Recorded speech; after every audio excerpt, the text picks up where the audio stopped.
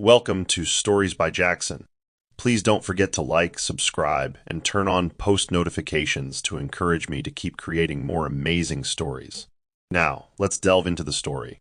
The wind in Raveton carried a certain dryness that afternoon, the kind that coated your skin in silence and made traffic noises sound like echoes from a distant memory. Julian Hartwell, the man whose name could move markets, sat still in the back seat of his luxury SUV, watching the world through tinted glass with eyes that hadn't known rest in years. The air conditioning hummed softly, the smell of leather and quiet success wrapped around him like an invisible cloak. His driver maneuvered through the congested city streets without complaint, used to the unscheduled detours that came with his boss's moods. But Julian wasn't lost in his phone today. His thoughts weren't on quarterly reports, board meetings, or stock options. His gaze had settled on something beyond numbers and acquisitions, on someone. A girl, no more than 17, weaving between cars with practiced feet and a basket full of oranges balanced on her head like she'd been born to carry the world. She wasn't extraordinary in the way the media defined beauty, but something about her posture, resilient, proud, raw, made her unforgettable. Her eyes were wide, dark, alert like a wild bird's. Her clothes were worn but clean, and her arms bore the kind of strength that came from work, not luxury. But it wasn't her strength or her stride that froze Julian in place. It was the glint of a necklace resting just beneath her collarbone. A heart-shaped locket, slightly tarnished but unmistakably familiar, swung with every movement, catching the light like a memory he didn't know he still carried.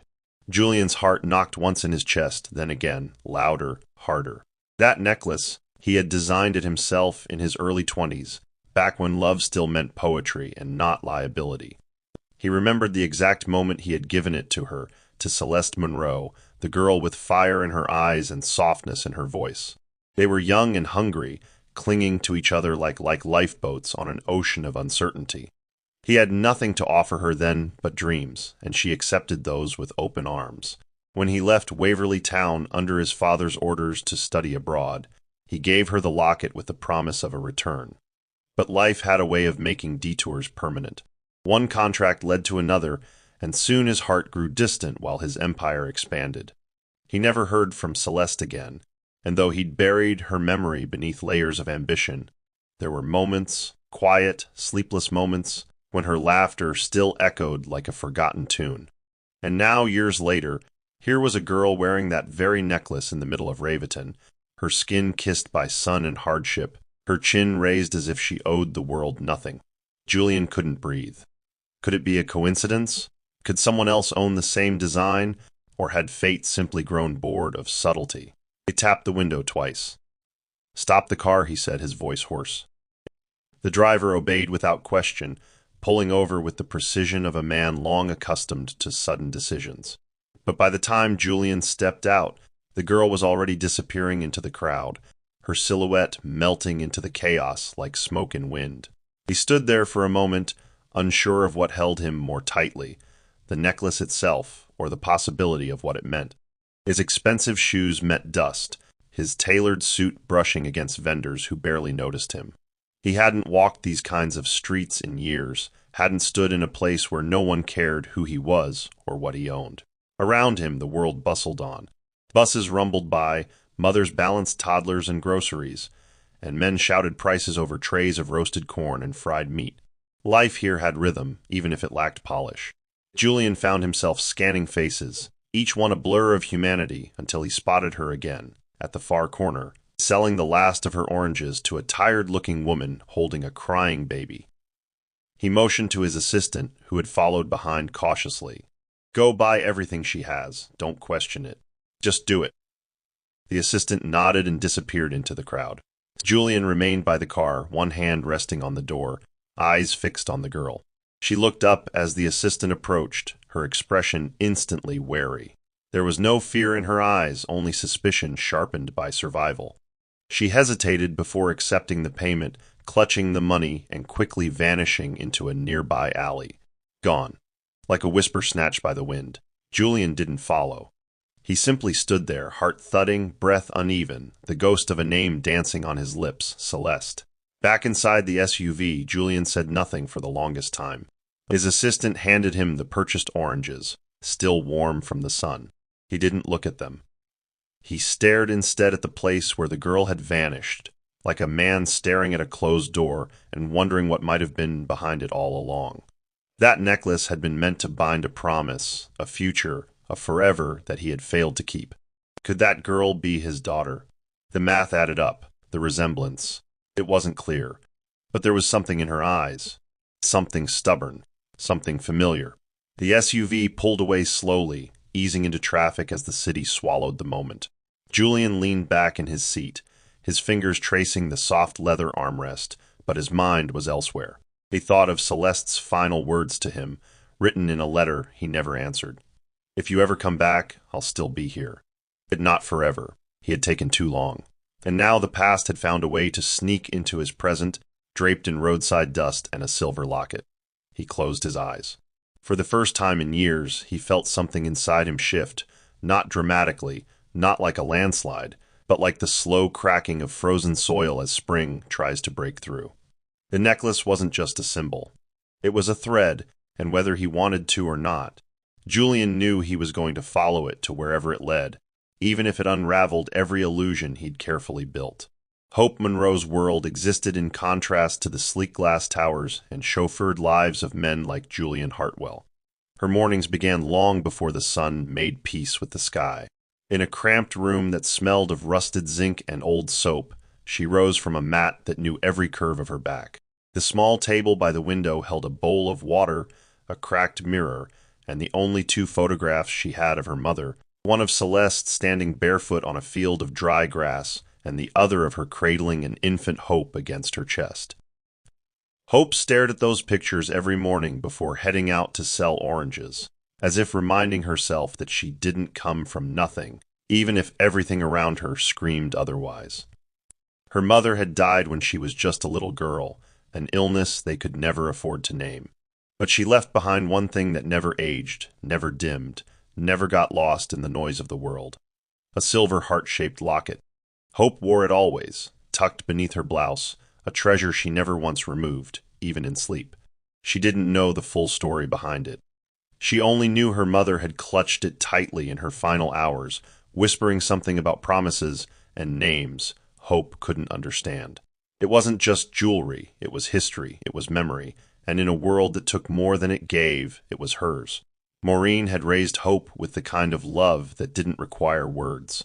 She was a woman whose eyes saw everything, but never gave it away.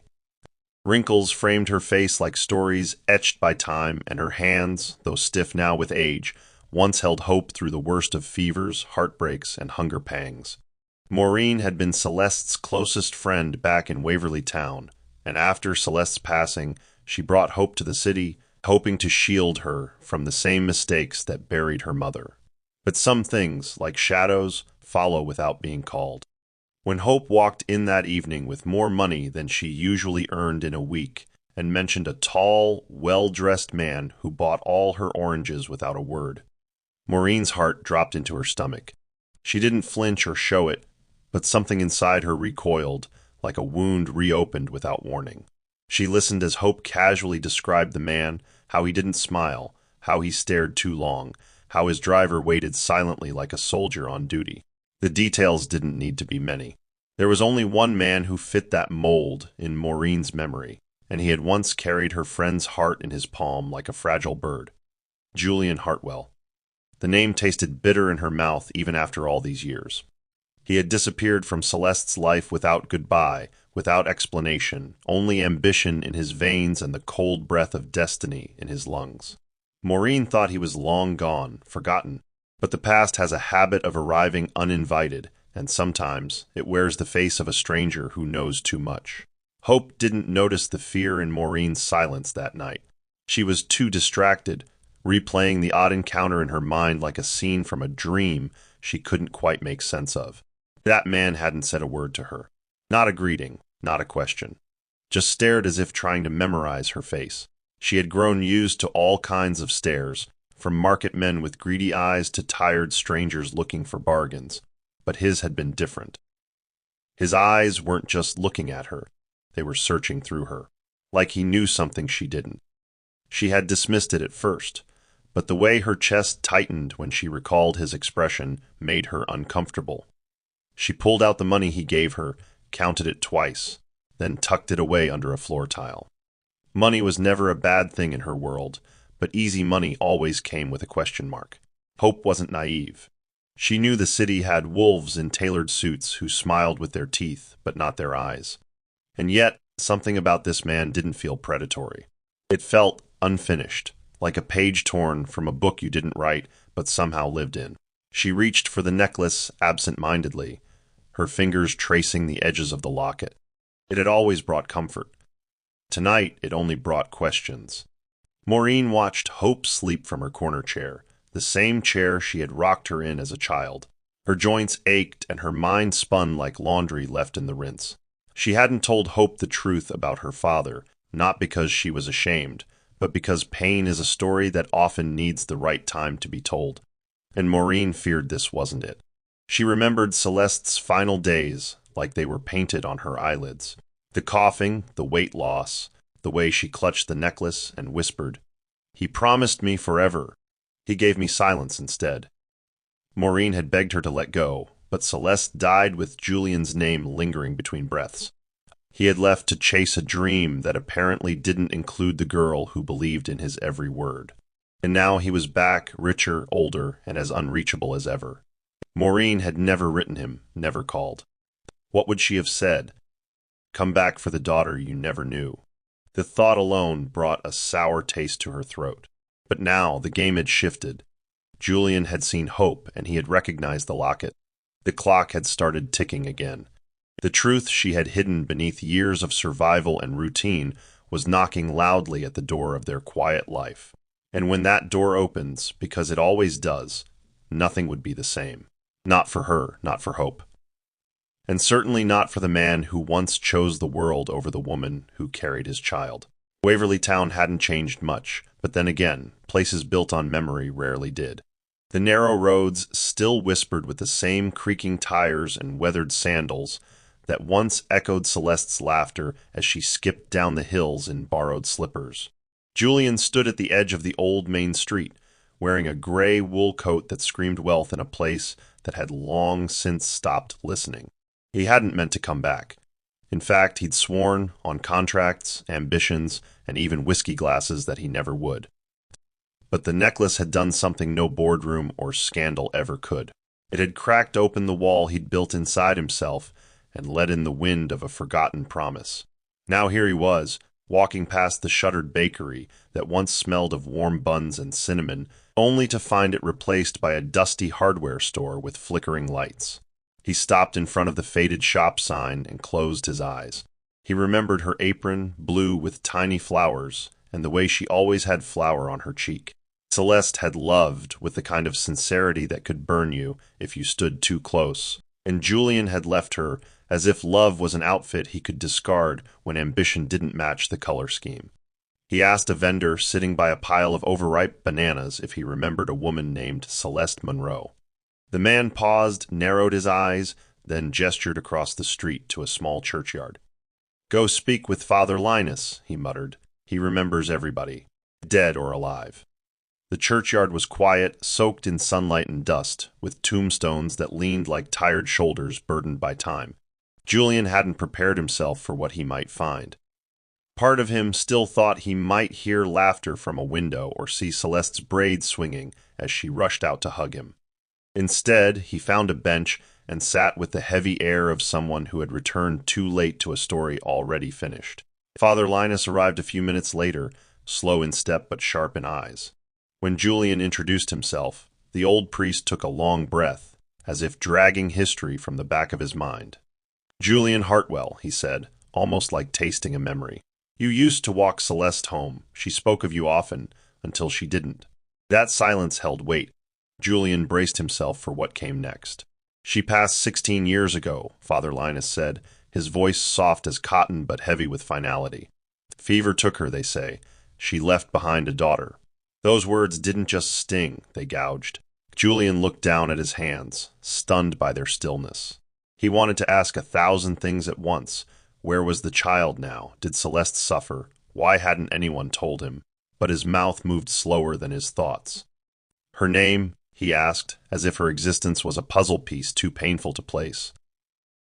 Hope, the priest replied, raised by Maureen, Celeste's closest friend. That girl is her mother's mirror. Julian didn't respond. He felt like someone had carved open his ribs and dropped in a truth too large to contain. The name burned on his tongue. Hope. A word he'd lost long ago, now returning as a daughter he'd never known. Julian returned to Raveton like a man walking through a life he no longer owned. The skyline that once dazzled him now seemed hollow, as though every skyscraper had been built on the bones of a lie. The city hadn't changed, but he had. The faces of his employees greeted him with polite detachment, their eyes trained more on deliverables than human connection. For years, that's exactly how he preferred it, keep things efficient, transactional, without the weight of personal history. But now every silence felt louder, every meeting more suffocating. He tried working, tried drowning himself in documents and projections, but the edges of Hope's face kept slipping through the cracks of his concentration.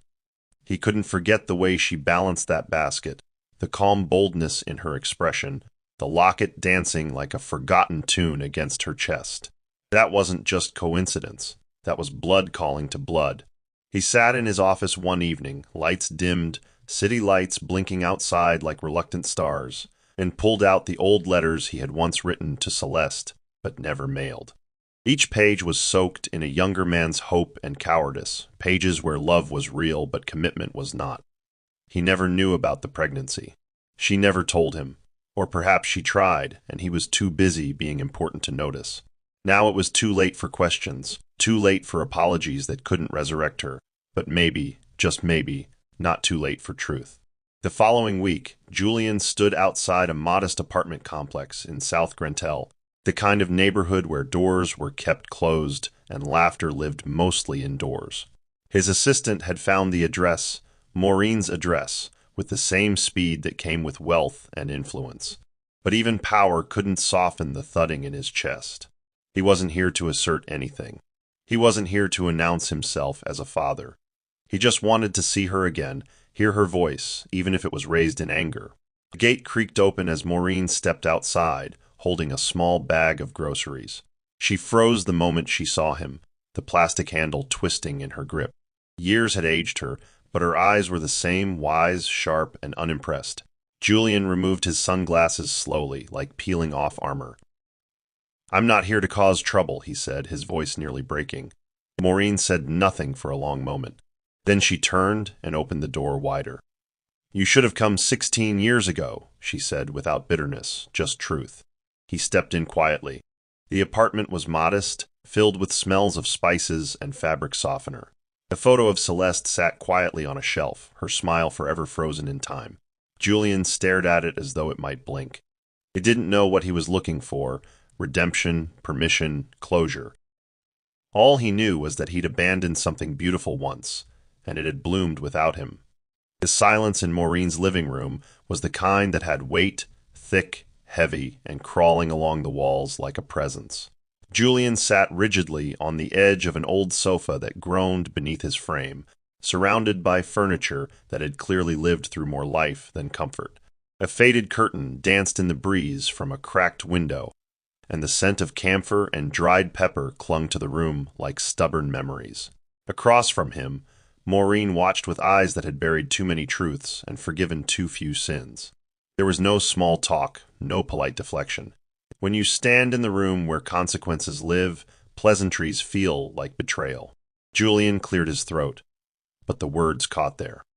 He had faced boardrooms full of skeptical shareholders, given keynote speeches to nations, but here, sitting across from the woman who raised a daughter he never met, he couldn't summon confidence.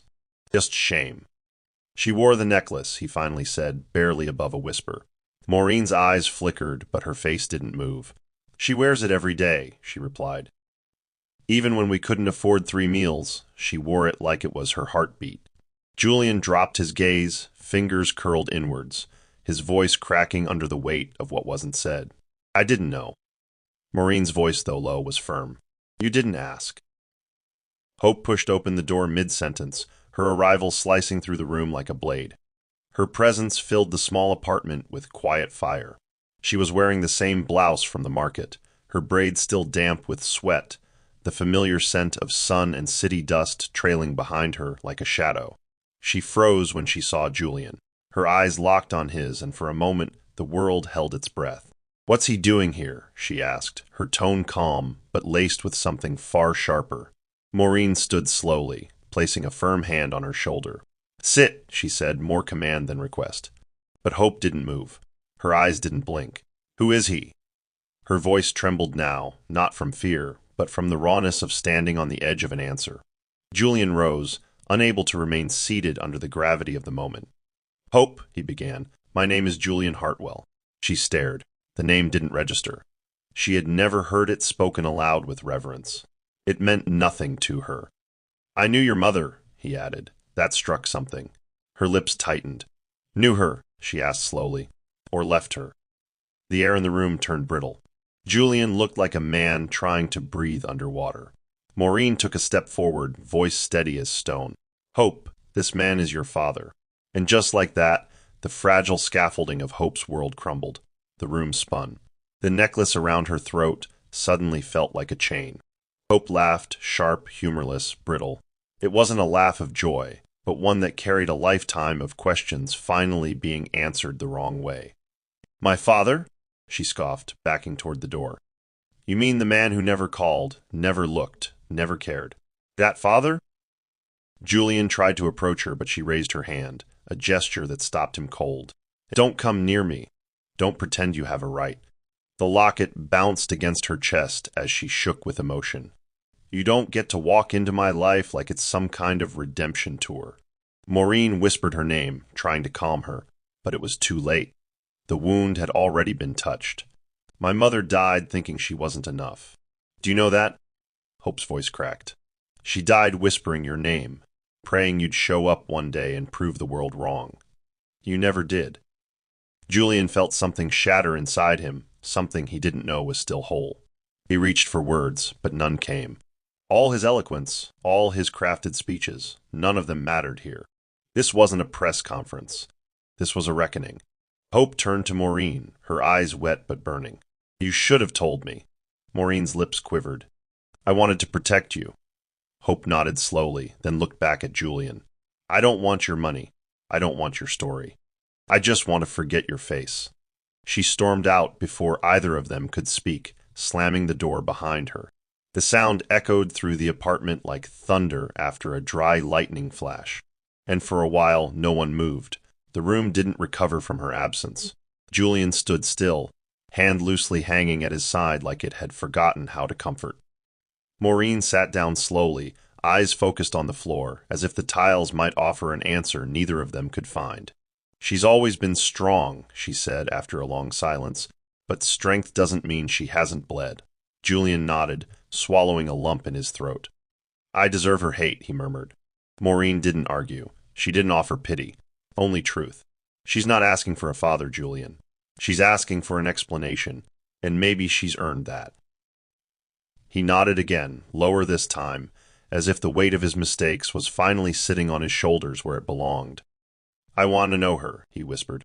"Not to fix anything, just to see her, understand her. If she'll let me." Maureen sighed deeply, as if releasing the breath she had held for years. "Then give her time. Don't chase her like a headline. Let her come to you, if ever she chooses to."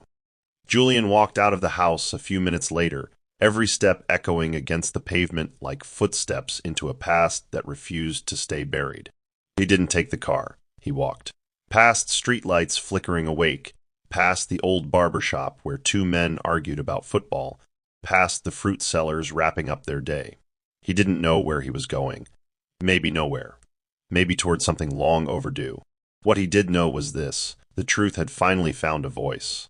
And though it had arrived screaming, it was the only sound he truly heard. The following days unfolded like the dull ache of an untreated wound, present, throbbing, and impossible to ignore. Julian returned to his penthouse, but the space no longer held the same commanding presence. The floor-to-ceiling windows that once made him feel taller now reflected a man who looked smaller by the minute. He stood before his own reflection, his suit still perfectly tailored, But the man inside it seemed misplaced, like an actor in a role he no longer believed in. He had once prided himself on being untouchable, emotionally sterile, surgically precise in how he engaged with the world. But the girl he had seen, no, the daughter he had met, had shaken him down to the foundation.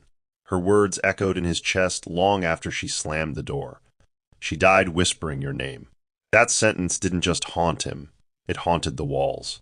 It hung in the air like smoke after a fire that gutted something sacred. He found himself unable to sleep, walking from room to room with no direction, every corner whispering regrets he couldn't silence. The silence was heavy in his home, and for once it wasn't peaceful. It was suffocating. The locket, her eyes, the way she stood like a storm held together by skin. Every inch of hope reminded him of Celeste, and now that he had seen her up close, the truth was undeniable. He hadn't just left a woman. He had abandoned a life. Hope avoided coming home for the next few days, leaving Maureen in a constant state of quiet dread. She sold her fruits in a different part of town, avoided familiar streets, and made excuses to stay out late even when the air grew dangerous. She told herself it was just to breathe, to think, to reclaim the parts of her identity that had been forcefully rearranged in one sentence. But beneath her toughness, confusion bloomed like an unwelcome flower. For years she had asked God who her father was. She imagined all kinds of men, deadbeat addicts, distant strangers, nameless cowards. Never once did she envision him.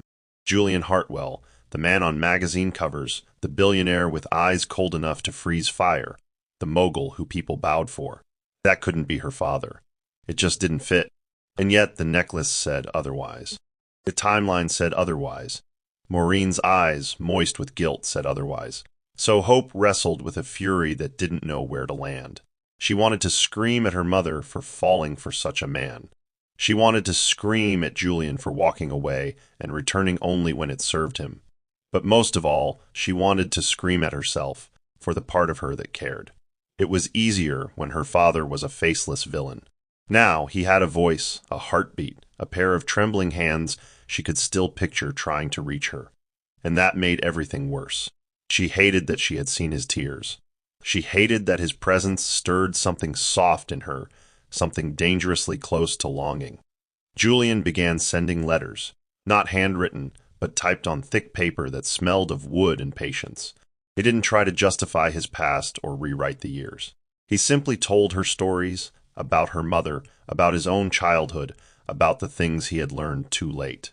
Every envelope was dropped off quietly at Maureen's doorstep.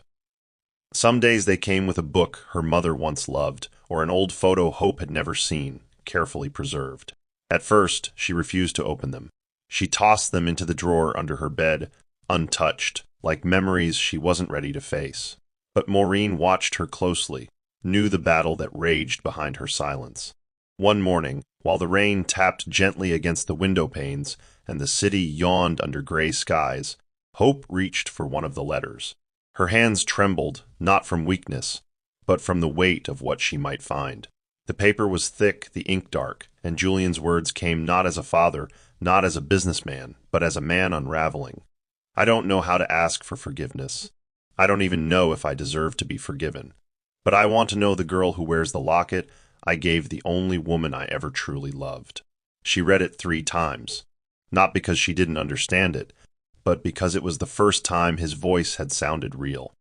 That evening, Hope walked back home slower than usual, the streets glittering with the aftermath of rain. She passed the barber shop where old men always argued about politics, the street vendor who called everyone "my dear," and the kiosk where she bought biscuits on the days business was kind. The city felt different. Not because it had changed, but because something inside her had begun to shift. She didn't know if she forgave him. She didn't even know if she wanted to. But somewhere between his silence and his letters, she had started to wonder if pain could coexist with possibility. When she entered the house, Maureen looked up from her chair with a hopeful smile, but Hope said nothing. She just walked to the drawer, pulled out the stack of unopened letters, and carried them to her room. She sat cross-legged on her mat, the locket in her palm, the letters spread before her like pieces of a puzzle she wasn't sure she wanted to solve. She opened another one, then another. And before she knew it, she was halfway through them, tears streaming silently down her cheeks. Not because he had returned, but because part of her, despite all logic, had waited for him anyway. And that truth, raw, unspoken, and unwilling, hurt more than all the years of not knowing. The room was unusually cold, even with the layers of thick curtains drawn against the afternoon sun. Julian lay on the hospital bed like a man borrowed from time, his face pale, his frame thinner, his once intense eyes now dimmed by exhaustion. The machines beside him beeped in rhythm with his fragile heart, their sound constant, yet strangely comforting. He had built empires, reshaped cities, broken records, and rewritten legacies. But here, in this sterile room painted in shades of white and forgetfulness, none of it seemed to matter. The past week had been a slow unraveling, his health declining just as the past resurfaced, as if his body could no longer carry the weight of regret. The doctors were cautious with their words, but Julian understood what their looks meant. He had seen that expression before, when CEOs got fired, when markets crashed, when bridges burned. He wasn't dying suddenly. He was fading slowly, the kind of departure that gave time for reflection, but never for undoing. Each hour stretched like thread from a worn-out spool. Visitors came and went, his assistant, some old colleagues, a few legal aides tying up documents and succession plans. But none of them brought light to his eyes. Not one face stirred him the way her face did. He watched the door every few minutes, not because he expected miracles, but because he had nothing left to wish for, except the sound of footsteps he'd recognize even in sleep. Hope stood outside the hospital building for nearly 10 minutes, arms folded across her chest, her heart knocking against her ribs like it was unsure whether to flee or fight. She had told herself she wouldn't come. She told herself he didn't deserve it. But sometimes, closure isn't about what people deserve, it's about what the soul needs to lay its burden down. She wore a black blouse and plain trousers, her hair tied back in a low knot, her eyes tired but sharp. In her hand, she held a letter, one he had written but never sent. Maureen had found it tucked inside one of the gift books, unread and almost forgotten. Hope had read it alone at dawn, the words trembling off the page like a man's voice breaking in prayer. If I never see you again, I want you to know that the only thing worse than leaving your mother was living a life that never had you in it. She wasn't sure why that particular sentence had struck her so hard. Maybe it was the truth in it. Maybe it was the weight of time inside each word. Or maybe, though she wouldn't dare admit it, it was because a small part of her wanted to believe it. Now she stood by the elevator, trying to summon courage not for him, but for herself. When the doors slid open and she stepped inside, her reflection met her gaze in the mirror panel. She didn't look like a little girl anymore. She looked like a woman coming to meet the past, one final time. When she stepped into the hospital room, Julian turned his head slowly, as if he had already known she would come. The sight of her took his breath, not from shock, but from the quiet awe of seeing something precious one last time. Hope didn't smile. She didn't cry. She simply walked forward, her footsteps light but unshaken, her chin lifted, her shoulders steady. The space between them felt like it carried years, years of silence, abandonment, longing, and truth. She pulled up a chair and sat beside the bed, her hands resting in her lap, the locket glinting faintly under the hospital's dim light. Julian stared at it. "Your mother wore it every day," he murmured, his voice like brittle paper. Hope didn't respond right away. She looked at him, really looked at the lines on his face, the gray in his beard, the hollowness in his cheeks. "I didn't come to make peace," she said softly. "I came because I needed to see your face. The face of the man who left, the one who never came back."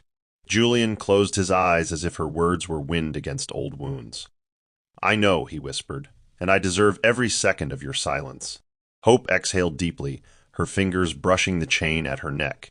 "She waited for you," she added, her voice now tinged with something beyond anger, something almost mournful.